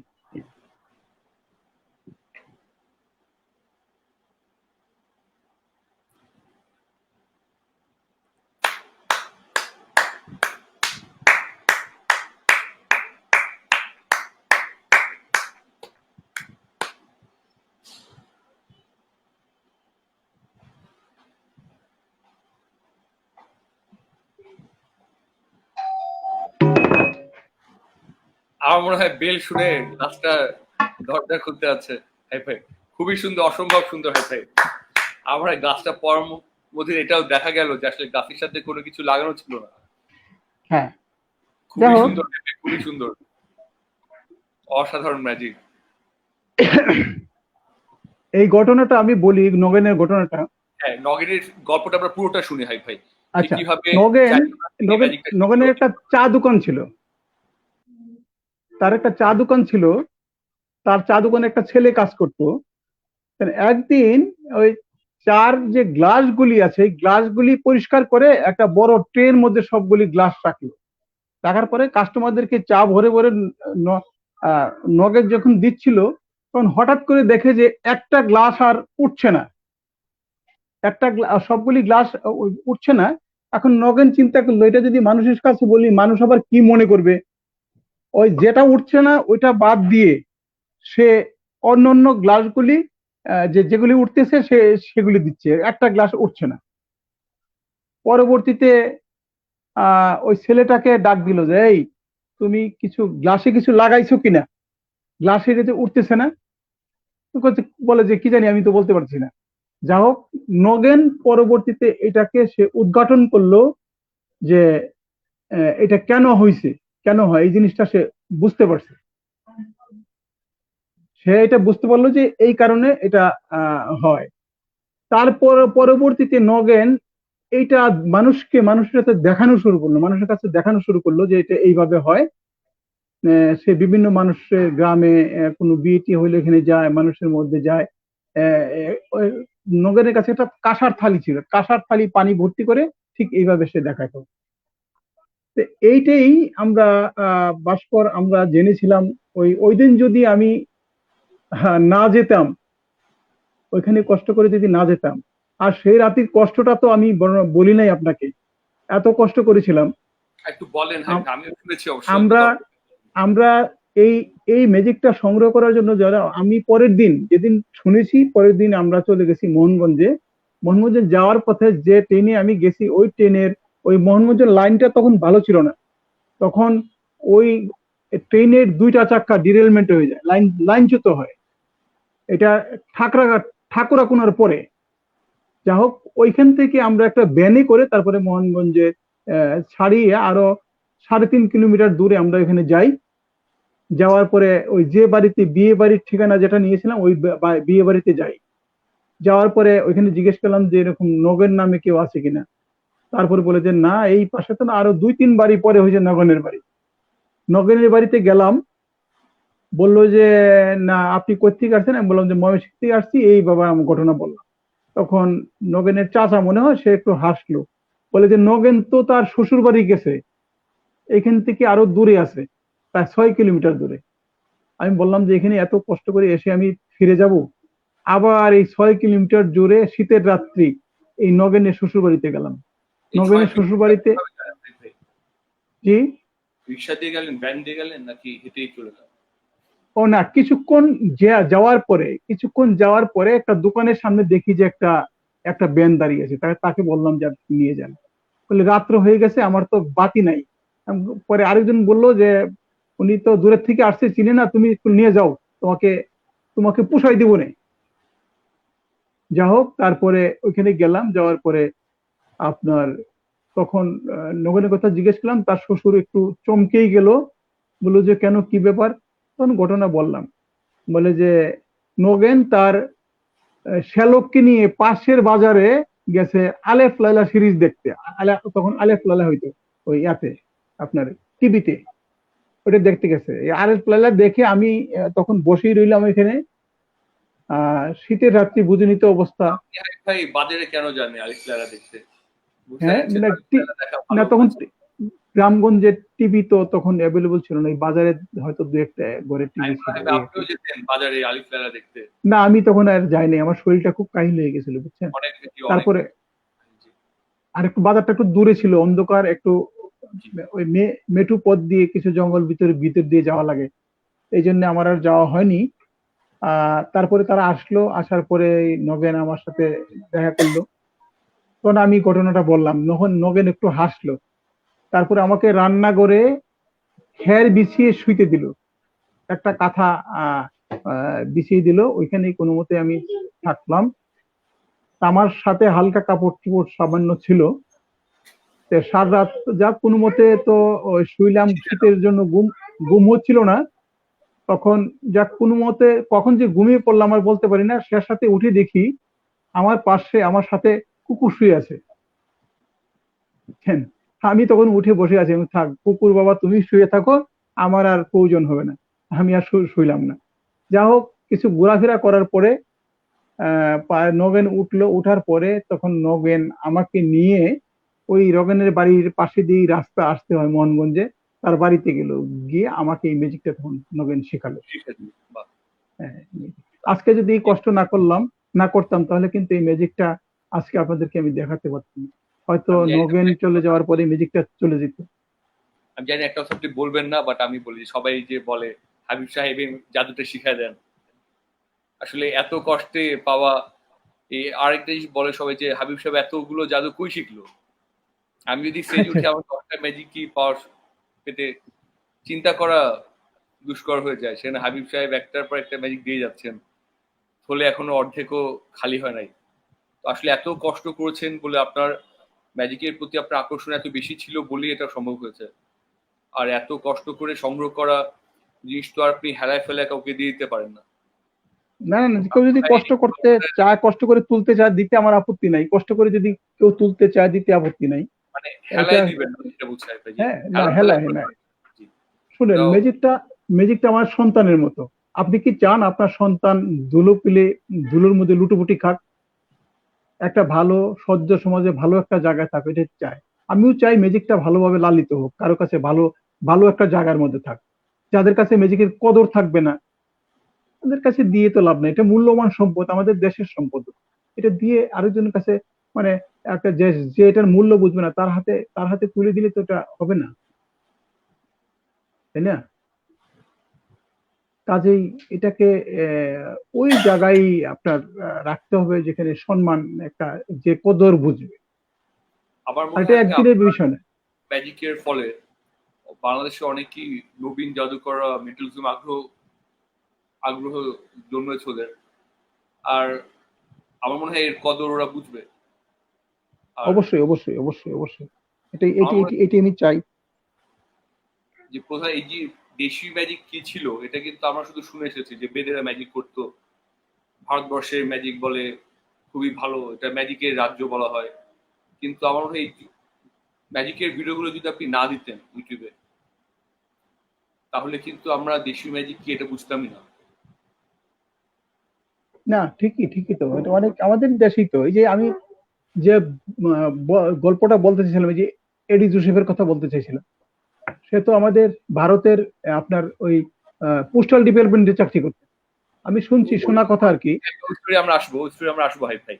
তার আগে আচ্ছা, একটা কোশ্চেন হয়, ওটা লাস্টে আসবো আমরা। যে আমি জানি আপনি দুই ধরনের জাদুতেই পারদর্শী, দেশীয় ম্যাজিক আর পাশ্চাত্য দেশের ম্যাজিক, ওয়েস্টার্ন ম্যাজিক। তো এই দুইটাতে আপনি কি ডিফারেন্স পান? তো আমি তো শুধু পাশ্চাত্য দেশের ম্যাজিকটাই শিখে এসেছি, দেশীয় ম্যাজিক শেখার সৌভাগ্য আমার হয় নাই। কিন্তু আপনি কিন্তু দুটোই খুব ভালো করে জানেন। আমাদের দেশের ম্যাজিকের আহ, এবং পাশ্চাত্য দেশের ম্যাজিকের মধ্যে প্রধান যে পার্থক্য আমি মনে করি, পাশ্চাত্য দেশের ম্যাজিকের যে কৌশলগুলি অনেক কমপ্লিকেটেড, অনেক পেঁচানো, বুঝছেন? আর আমাদের দেশীয় ম্যাজিকের যে বুদ্ধিগুলি, যে ট্রিকগুলি এত সাধারণ, এত শুকনো, একেবারে খুব কাছের একটা জায়গায়, খুবই শুকনো একটা জায়গায় এই বুদ্ধিগুলি কিন্তু এত ছোট, মানে এত বেশি চিন্তা করলে আপনি মিলাতে পারবেন না। খুবই সাধারণ চিন্তা, এটা হলো তার প্রধান বৈশিষ্ট্য। সে তার জায়গার মধ্যে সম্রাট, এই ছোট জিনিস নিয়েই সে সম্রাট হয়ে বসে আছে আমাদের দেশের মধ্যে। মূল যে পার্থক্য হলো এটা।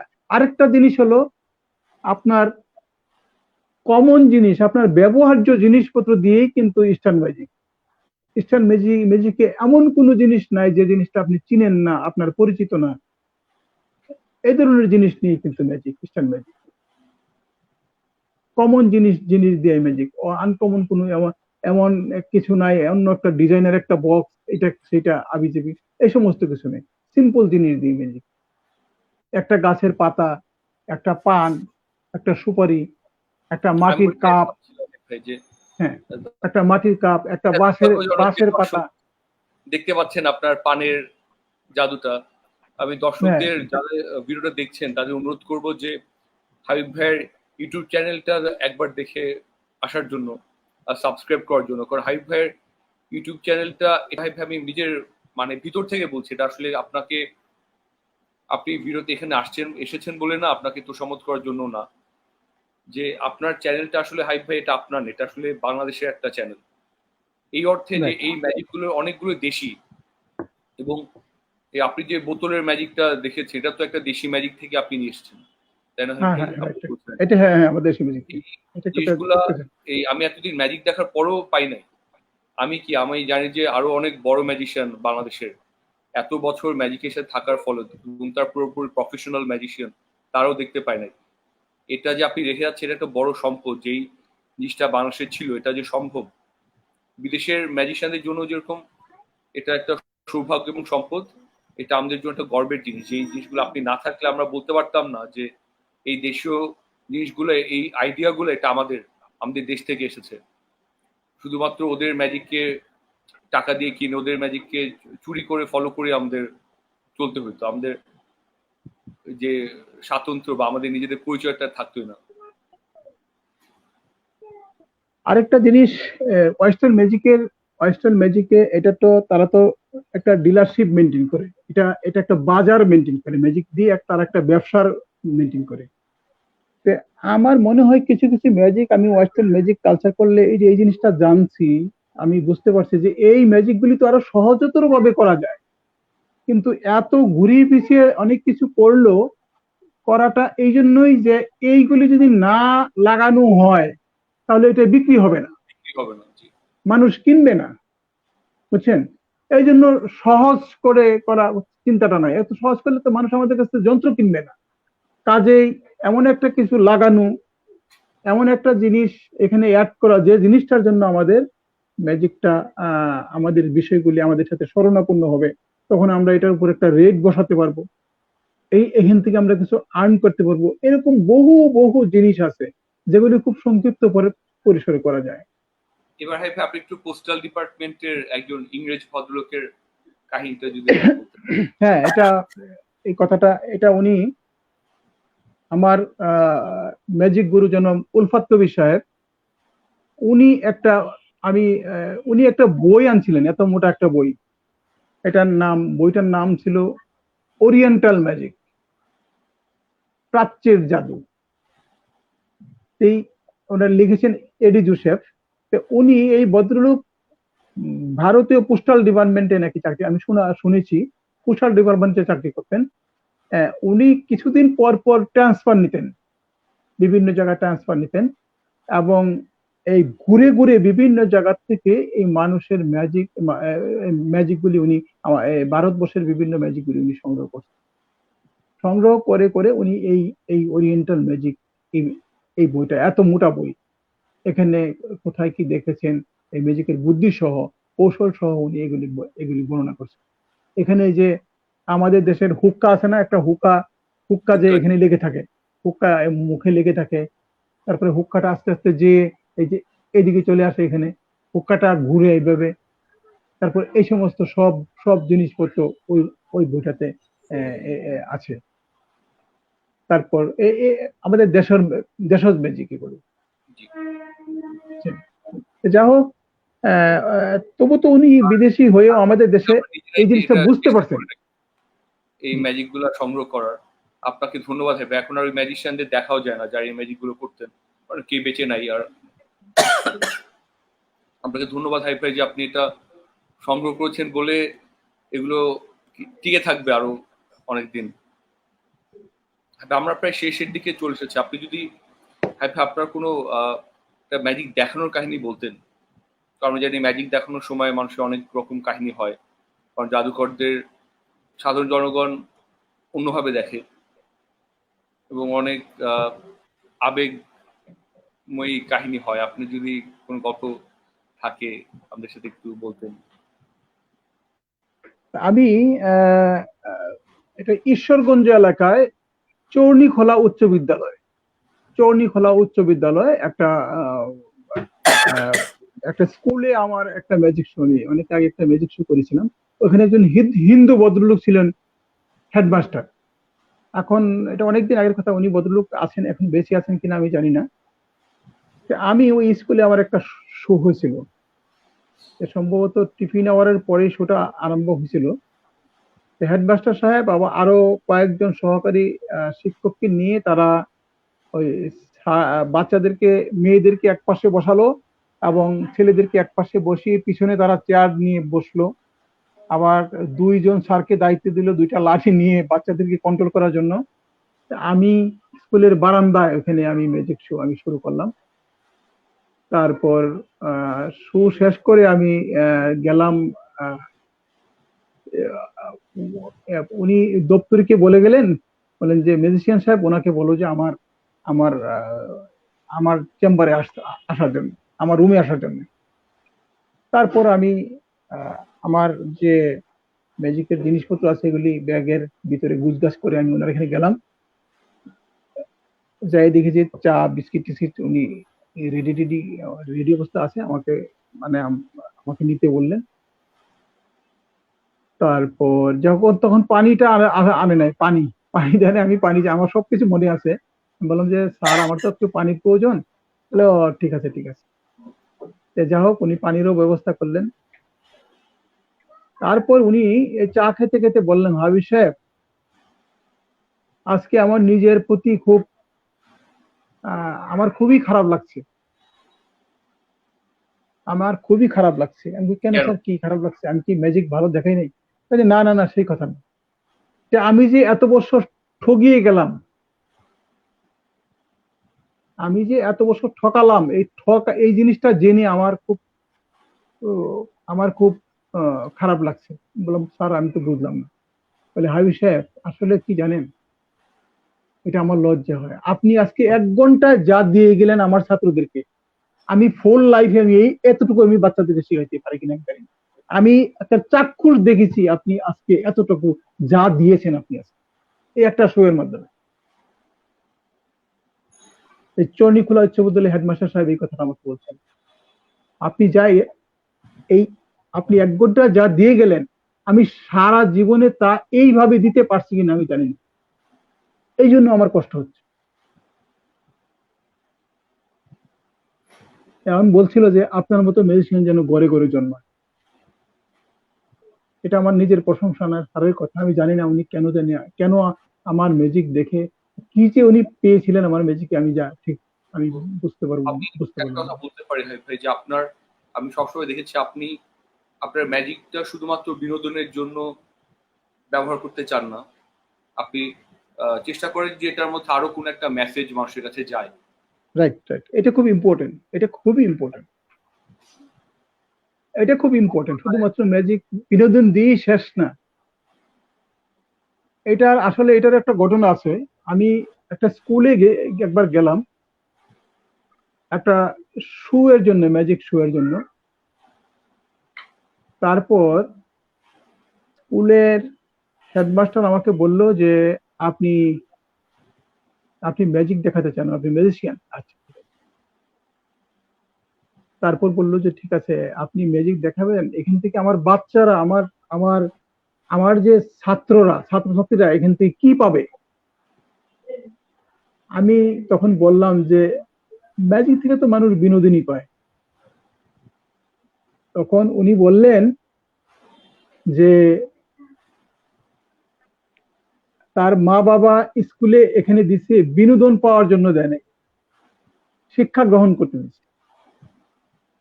আপনার ম্যাজিক শোতে যদি শিক্ষার কিছু থাকে তাহলে আমাকে আপনি বলেন, আপনার শোটা আমি অবশ্যই গ্রহণ করব।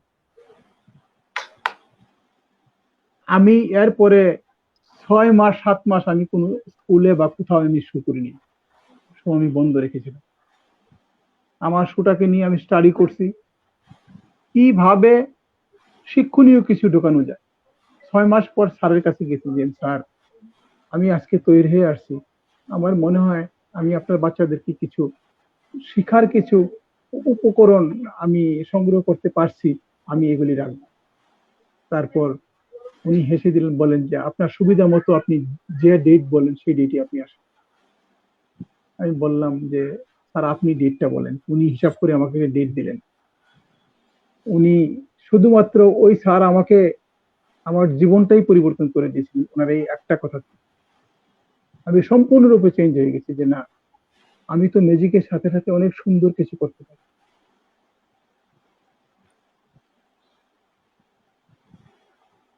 খুবই আমি জানেন এই বিষয়টা করার জন্য অনেক ধরনের বই কিনছি, বই স্টাডি করছি, বই পড়ছি, লেখালেখি করছি। মানুষের কিভাবে একটা ম্যাজিককে উপস্থাপনের মাধ্যমে ম্যাজিকের পাশাপাশি আসলে ম্যাজিক যখন মানুষ দেখে না তখন একটা সফট মন নিয়ে, এমন একটা সুন্দর মন নিয়ে দেখে এখানে, তখন আর অন্য কিছু তার মনে বিরাজমান থাকে। এই সময় এই একটা সফট জায়গার মধ্যে আপনি যা ফেলেন তাড়াতাড়ি উৎপন্ন হবে, বীজ উৎপন্ন হবে। যে বীজটা ফালান সেই বীজটাই কিন্তু উৎপন্ন হবে। তখন আমরা আমাদের যে কথাগুলো, এই মডিফিকেশনাল কথাবার্তাগুলি, তখন কিন্তু বাচ্চাদেরকে খুব বেশিভাবে উদ্বুদ্ধি করতে। আমরা এই কাজটাই আজীবন করেছি, এই কাজটাই আজীবন করেছি। আর এই কাজটা করার জন্যই সংগ্রাম। আর এইটা যতক্ষণ পর্যন্ত না করতে পারবেন ততক্ষণ পর্যন্ত ম্যাজিক কিন্তু প্রতিষ্ঠা হবে না। আপনার ম্যাজিকটাকে এস্টাবলিশ করতে হলে মানুষের বিনোদনের পাশাপাশি মানুষের প্রয়োজন সৃষ্টি করতে হবে। তাহলে আপনার সম্মান বাড়বে, তাহলে আপনার কদর বাড়বে। আর এটা সম্ভব, এটা কিন্তু সম্ভব। এটা আমি প্রমাণ করেছি আমার জীবনে।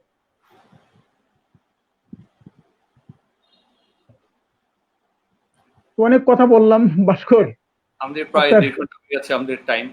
ভাই হ্যাঁ আপনাকে হ্যাঁ অনেক ধন্যবাদ, আপনি যে দ্বিতীয় পর্বেও এসেছেন, 2 পর্বে এতক্ষণ সময় দিয়েছেন। আর আজকের দর্শকরা একটু বিশেষভাবে আনন্দিত হয়েছে আপনার মেন্টাল ম্যাজিক দেখে। আমি আপনাকে আগের বার বলেছিলাম যে মেন্টাল ম্যাজিকটাকে আমরা রেখে দিব শুধু পরের পর্বের জন্য। আর আচ্ছা আচ্ছা। আমি শিওর কিছু ম্যাজিশিয়ান অনেক না হলেও কিছু জাদুকর তো শুনবে, আর তাদের উপকার না হলে আমি জানি যে আমার উপকার হবে অনেক আপনার এই কথাগুলো শুনে। আর তাহলে আমরা এখানেই শেষ করছি হাবিব ভাই।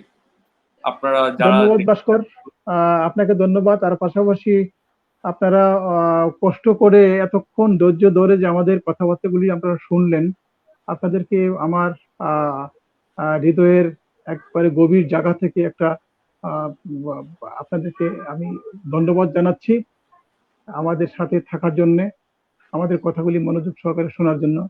আর ভাস্কর আপনাকেও আমি ধন্যবাদ জানাচ্ছি এত সুন্দর একটা আর কি আয়োজনে যে বলেন হাবিব এর ভাই, জন্য। আহ, সকল ঠিক আছে, দর্শককে অনেক ধন্যবাদ। আমরা তাহলে এখানে ধন্যবাদ। শেষ করছি হাবিব ভাই। শুভরাত্রি, অনেকক্ষণ ধরে খান নাই জি আপনি এবার ধন্যবাদ, সবাইকে ধন্যবাদ। জি জি, সালাম আলাইকুম। সালাম আলাইকুম সবাইকে।